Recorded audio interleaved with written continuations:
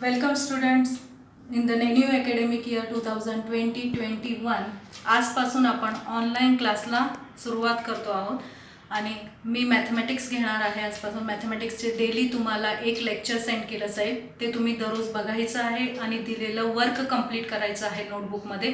काही डाऊट असेल तर तुम्ही विचारू शकतात, आम्हाला फोन करून व्हॉट्सअप थ्रू विचारता येईल तुम्हाला सगळ्यांना. तर जे आज आपण स्टार्ट करणार आहे, लास्ट इयरपर्यंत मॅथमॅटिक्सला तुम्हाला एकच टेक्स्टबुक होती, पण आता ह्या वर्षीपासून म्हणजेच 9th स्टँडर्डमध्ये तुम्हाला मॅथ्सच्या 2 पार्ट्स आहे, म्हणजे मॅथ्सचं डिव्हिजन 2 पार्ट्समध्ये झालेलं आहे. मॅथमॅटिक्स पार्ट 1 आणि मॅथमॅटिक्स पार्ट 2. मॅथमॅटिक्स पार्ट 1 मध्ये आपण अल्जेब्रा आणि स्टॅटिस्टिक्सचा स्टडी करणार आहे. त्याचप्रमाणे मॅथमॅटिक्स पार्ट 2 मध्ये आपण जिओमेट्रीचा स्टडी करणार आहे. आज आपण मॅथमॅटिक्स पार्ट 1चं फर्स्ट चॅप्टर स्टार्ट करणार आहोत. मॅथमॅटिक्स पार्ट 1चं जे फर्स्ट चॅप्टर आहे that is chapter number 1, sets.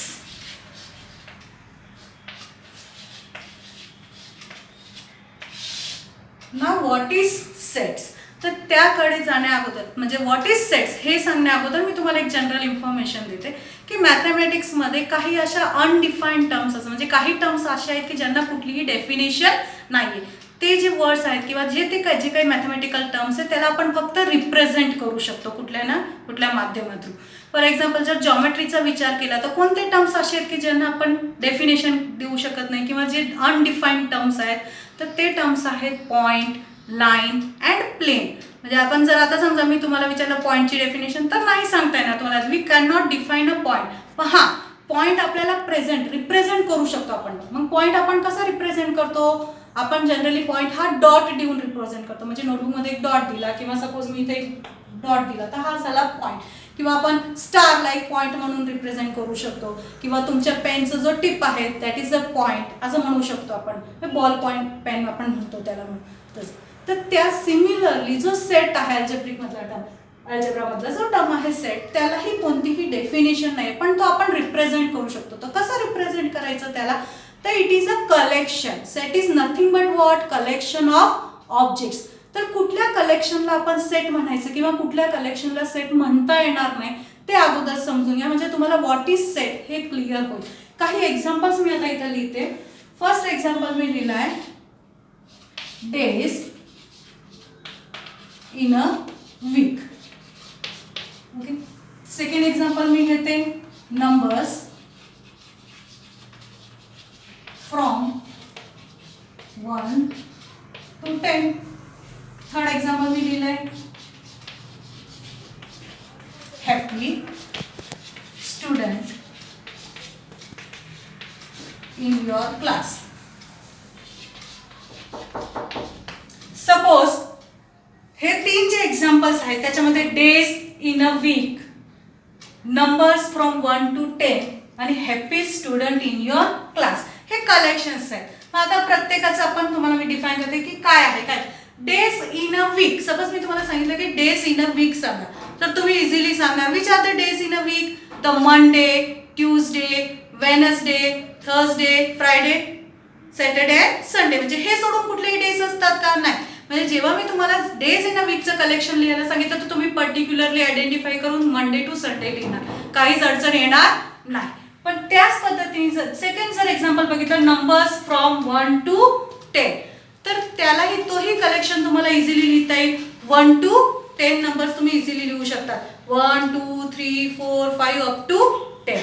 Similarly happy students in your class लिहिता येईल का बरं? हॅपी स्टुडंट्सचं कलेक्शन करता येईल का तुमच्या क्लासमधल्या हॅपी स्टुडंटचं? तुम्हाला नाही करता येणार, कारण की हॅपी हा वर्ड काय आहे? रिलेटिव्ह आहे. हॅपी हा वर्ड रिलेटिव्ह कसं म्हणताय की प्रत्येकाचं हॅपीनेस हे इंडिपेंडेंट आहे. प्रत्येकाचं हॅपीनेस सेम रिझन असणार नाही. प्रत्येकाचं जे हॅपीनेस आहे किंवा हॅपी प्रत्येक जण सेम रिझनसाठी होत नाही. जर एक सिंपल एक्झाम्पल द्यायचं म्हटलं तर आता समजा 50 मार्क्सची टेस्ट घेतली क्लासमध्ये मी मॅथ्सची, तर काही स्टुडंटला आउट ऑफ मार्क पडले तरच ते हॅपी होतात आणि काही स्टुडंट असे आहेत की त्यांना ॲव्हरेज मार्क पडले तरी पण ते हॅपी होतात. काही असे असतात की पास झाले तरी पण हॅपी होतात. म्हणजे हॅपीनेस हे रिलेटिव्ह आहे. कुठल्या गोष्टीने आपण हॅपी होतो हे सांगता येत नाही. म्हणजे आपण ह्याचं कलेक्शन तुम्हाला करता येणार नाही. हा जो म्हणजे ह्याचं कलेक्शन जर काउंटिंग करायचं म्हटलं तर तुम्ही फाईंड करू शकत नाही. पण डेज इन अ वीक आणि नंबर्स फ्रॉम 1 to 10 हे जे कलेक्शन आहे हे कन्फर्म आहे, म्हणजे तुम्ही करू शकता. तर असं जे कलेक्शन आहे की जे तुम्ही क्लिअरली लिस्ट आउट करू शकता ते objects, that collection is said to be a what set. पण जे करू शकत नाही, ज्याचं लिस्टिंग तुम्ही करू शकत नाही त्या ऑब्जेक्ट्सचं, तर त्याला आपण सेट म्हणता येणार नाही. हा कॉन्सेप्ट तुमचा क्लिअर झालेला की व्हॉट इज सेट. सेट कुठल्या कलेक्शनला आपण सेट म्हणणार, तर a collection in which object can be clearly identified is said to be a what set. Other collections are not said to be a what set. तर हे एवढं clear झालेलं आहे. अजून एक्झाम्पल द्यायचं म्हटलं, जसं डेज इन अ वीक आहे तसं मंथ्स इन अ इयर तुम्ही सांगू शकता. नॅचरल नंबर्स तुम्ही सांगू शकता. हे जे कलेक्शन्स आहे की ज्याचे तुम्ही इझिली लिस्ट आउट करू शकता, they are said to be a what set. Okay, set हा तुम्हाला क्लिअर झालेला आहे. आता मग सेट कसा प्रेझेंट करायचा किंवा कसं लिहायचं, त्याचं रिप्रेझेंटेशन कसं मिळणार किंवा डेफिनेशनच्या फॉर्ममध्ये आपण जर लिहायचं म्हटलं त्याला, तर कुठल्या सेटला आपण म्हणणार, ठीक आहे, ते बघूया.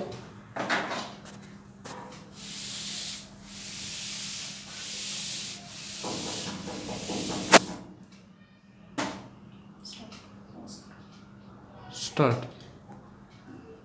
ओके, जर आता मग आपण सेट कुठल्या कलेक्शनला सेट म्हणणार किंवा कुठल्या कलेक्शन हे सेट म्हणून रिप्रेझेंट करणार, तर कलेक्शन म्हणजे काय लिहिणार आपण, if we can definitely and clearly decide an object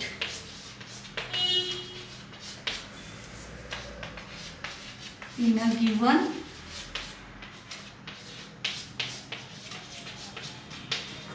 collection. परत बघा, if we can definitely and clearly decide an object in a given collection, then such collection म्हणजे त्या कलेक्शनला आपल्याला that collection is said to be a what set. म्हणजे त्या collection साठी आपण काय यूज करणार, वर्ड सेट. परत एक एक्झाम्पल तुम्हाला देते सेटचं. आता फॉर एक्झाम्पल एक बाउल आहे, त्याच्यामध्ये तुम्ही डिफरंट कलर्सचे रोजेस ठेवलेत, येलो आहे, पिंक आहे, रेड आहे, व्हाईट आहे, असे डिफरंट कलरचे रोजेस ठेवलेत. तर तो काय झाला तुमचा, तुम्ही आयडेंटिफाय करा. मी तुमच्या समोर तो बाउल ठेवला आणि सांगितलं कशाचा सेट आहे, तर तुम्ही सांगू शकता easily, it is a set of different colour roses, म्हणजे आयडेंटिफाय करता येते तुम्हाला. पण तेच समजा एखाद्या बाउलमध्ये पेन्सिल ठेवली आहे मी, एक पेन्सिल आहे, एक इरेझर आहे, एक पेबल आहे, एक स्टोन आहे, एक रोज ठेवला आहे, अशा डिफरंट ऑब्जेक्ट जर ठेवला तर तुम्हाला सांगता येईल का तो कशाचा सेट आहे, नाही सांगता. म्हणजे तुम्ही आयडेंटिफाय करू शकत नाही क्लिअरली की ते कशाचं कलेक्शन आहे, तर त्या कलेक्शनला आपल्याला सेट म्हणता येत नाही. म्हणजे हे डिसाईड क्लिअर झालेलं की सेट कशाला म्हणायचं. मग आपण आता त्याचा रिप्रेझेंटेशन म्हणजे सेट, आपण कुठलाही सेट लिहिताना कसं लिहिणार किंवा कसं डिनोट करणार ते बघूया याच्या पुढे.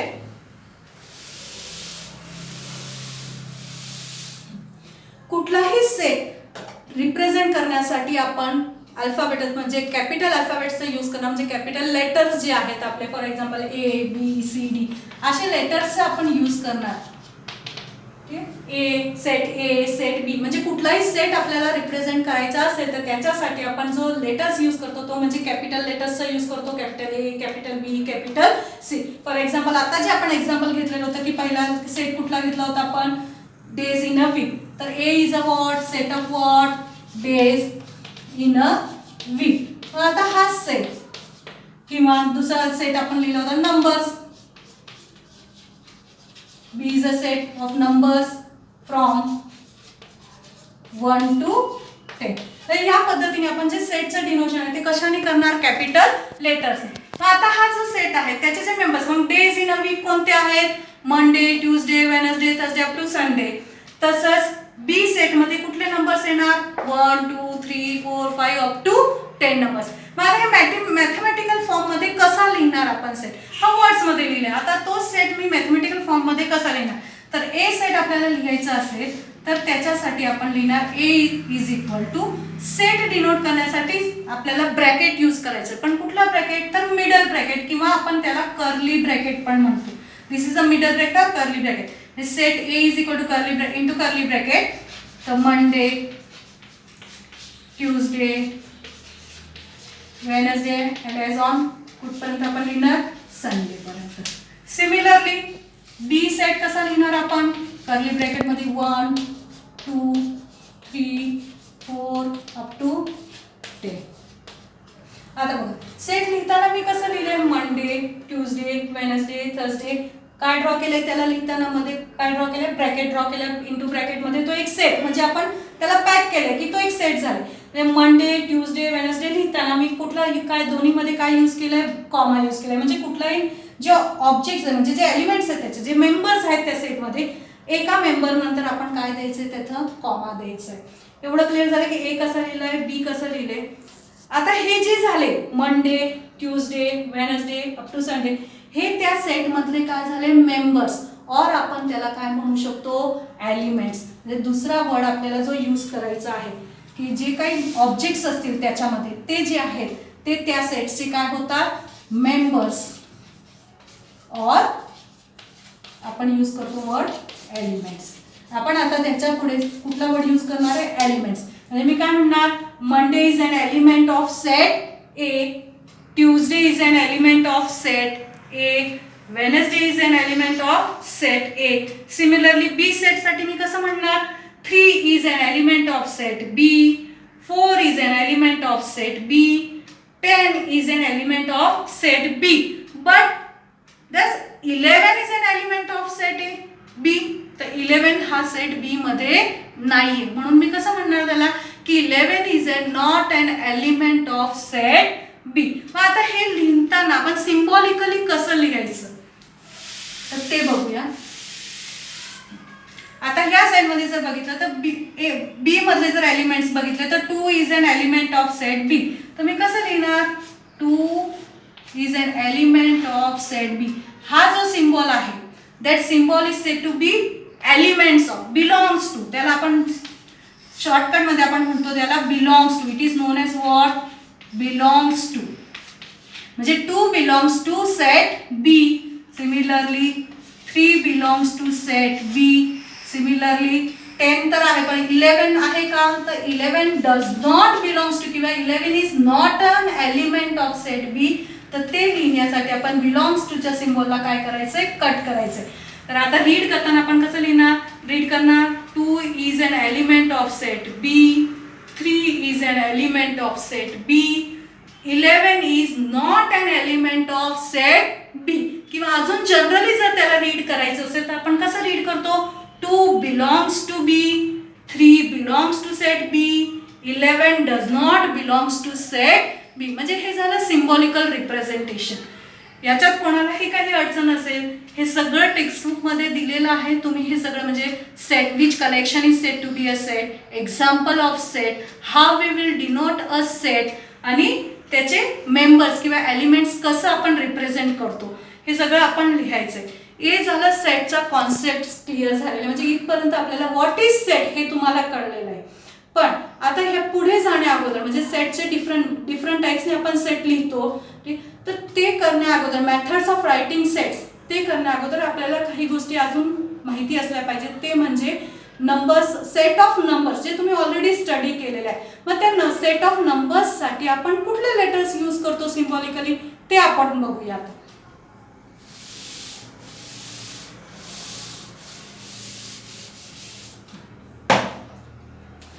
तर पहिला जो नंबर सेट ऑफ नंबर्स तुम्ही स्टडी केलेला आहे सगळ्यात अगोदर जो नंबर स्टडी केला सेट ऑफ नंबर्स जो स्टडी केला तो म्हणजे नॅचरल नंबर्स. मग नॅचरल नंबरसाठी जो आपण त्या सेटसाठी जो लेटर यूज करणार आहे तो आहे capital N. Capital N is equal to what काय नाही मग तो कसा लिहिणार set N is equal to 1 2 3 to infinity. आता इथे मी किती डॉट्स दिले 3 डॉट्स. तुम्ही पण 3 डॉट्स द्यायचे. व्हॉट इज दिस 3 पेक्षा जास्त द्यायचे नाही. 3 dots indicate it goes to what infinity. नंतरचा नंबर नॅचरल नंबर नंतर जो नंबर तुम्ही स्टडी केला सेट तो म्हणजे कुठला होल नंबर. होल नंबर साठी आपण यूज करणार कॅपिटल डब्ल्यू. तो लिहिताना आपण कुठून सुरुवात करणार 0 1 2 3 अँड ॲज ऑन. सिमिलरली आता नॅचरल झालं होल झाला त्याच्यानंतर जो नंबर्स सेट तुम्ही स्टडी केला आहे तो म्हणजे इंटिजर्स. तर इंटिजर्स साठी जो लेटर आपण यूज करणार आहे तो आहे कॅपिटल आय. आता जे मी सांगते तुम्ही नंबर्सचे सेट ऑलरेडी स्टडी केलेले आहे, पण तुम्ही आता काय लक्षात ठेवायचं आहे, त्यांचे सिम्बॉल्स, की नॅचरल नंबरसाठी आपण कॅपिटल एन घेणार आहे, होल नंबरसाठी आपण कॅपिटल डब्ल्यू, इंटिजर्ससाठी आपण कॅपिटल आय. आता आपल्याला माहिती आहे इंटिजर्स म्हणजे काय, all negative, it is a collection of all negative numbers, all positive numbers and zero. तुम्ही लिहिताना सेंटरला झिरो घेते, इथं 2 3 आणि इकडे -1 -2 -3. हा झाला इंटिजर्स. मग इंटिजर्स पण झाले आणि लास्ट इयरला तुम्ही नवीन अजून नंबर्स सेट ऑफ नंबर्स बघितलं, तो म्हणजे रॅशनल नंबर. आणि रॅशनल नंबर आपण कॅपिटल क्यू नी डिनोट करणार. तर capital Q is a set of rational numbers.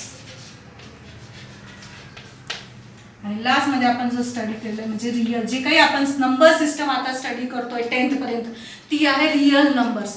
2 टाइप्सचे नंबर्स असतात, real numbers and complex numbers. 10th standard पर्यंत जे काही नंबर्स तुम्ही स्टडी करणार आहे, they are all are real numbers. आणि रिअल नंबरसाठी आपण यूज करणार आहे capital R. It is a what, set of real numbers. म्हणजे N W I Q R. तुम्ही जे लक्षात ठेवायचे नंबर्स तुम्हाला ऑलरेडी माहिती आहे, सेट ऑफ नंबर्स तुम्ही स्टडी केलेलंच आहे, फक्त आता त्यांचे सिम्बॉल्स लक्षात ठेवायचे. हे पण आपल्या नोटबुक्समध्ये तुम्ही लिहून घ्यायचे सगळे सेट. आणि ह्याची आपल्याला आता जेव्हा आपण पुढे सेट टाइम म्हणजे मेथड ऑफ रायटिंग सेट्स जेव्हा आपण स्टडी करणार नेक्स्ट पिरियडमध्ये, त्यावेळी याची गरज पडेल. आता आजच्या पिरियडला एवढं बस झालं. आपण पुढच्या पिरियडला नेक्स्ट पिरियडला आपण times how to write a set in different methods हे स्टडी करणार आहे. थँक्यू.